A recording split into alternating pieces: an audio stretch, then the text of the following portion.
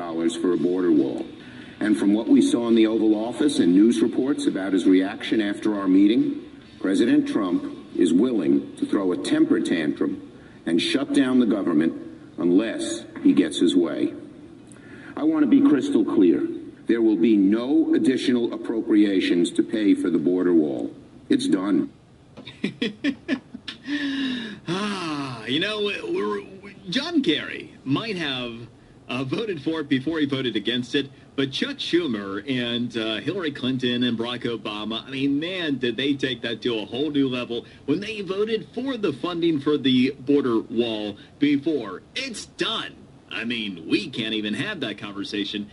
Wow, how far to the left your party has moved in just 12 years. And it's fascinating about how you don't care about the only federally mandated responsibility of your job, which is the protection of this country.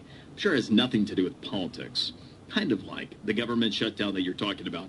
I do get a kick, by the way, out of listening to Nancy and Chuck and Nancy. The Chuck and Nancy show tried to do their best Trump.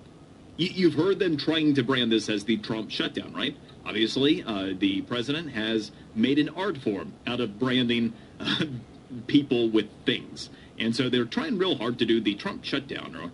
Well, there is a big part of me that is rooting for a Trump shutdown.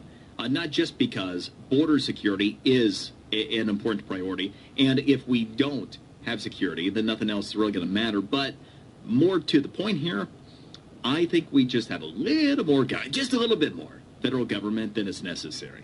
See, I mentioned just a bit ago that we have 430 federal agencies right now. 430! Seem like the appropriate number to you? Now, I have long advanced this idea, and I really would like somebody to take me up on it in Congress somewhere along the way. Here is my thought. We have 535 people that we elect to Congress on our behalf. They are there to represent our interests, right? 535 of them, 430 federal government agencies. My thought is, we give a pen and a piece of paper to every single one of them, all 535. And if just one of those 535 can name your agency, it stays. See, with that pen and paper, they sit there and they write the name of every federal agency they can think of. They fund it all, right? They fund all 430 of these. So you would think that they would know the names of the federal agencies they're funding, or at least between the 535 of them, they could come up with it, right? Is that really so much to ask? I certainly don't think so. So my thought is, you play it that way. And, if nobody names your agency, we shut the dang thing down permanently. That would not be a partial temporary government shutdown. That would be a partial permanent government shutdown, something that I endorse. I'm Brian Mudd, and I approve that message.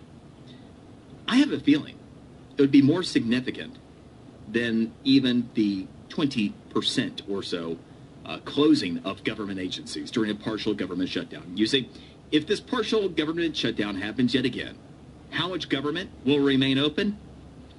About 344-ish federal government agencies that I don't know, but I would be surprised if could be named. The ones that remain open, the ones that are considered, quote, essential services. What do you want to bet that all 344 of them could be named by at least one member in Congress? Anybody want to take me up on a bet on that one? Just curious, right?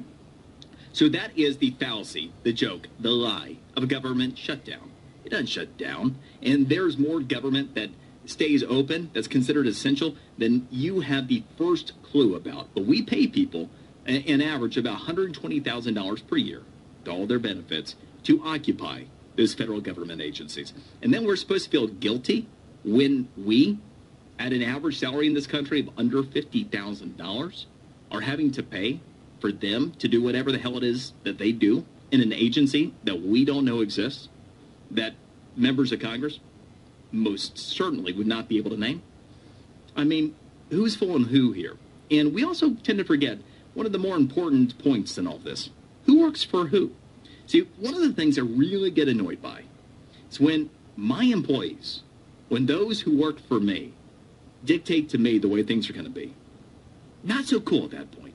See, all these people work for us. And that's true of you too. Even if you're a leftist, they work for you too. And why is it that you would want to work, pay the taxes that you do, to have a government agency that you don't know exists, that they couldn't name, to have to stay open, and have your friends in the media make us feel guilty about it?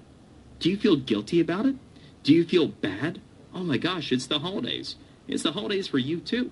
Making an average salary of under $50,000 a year, having to pay the taxes, trying to provide for your family.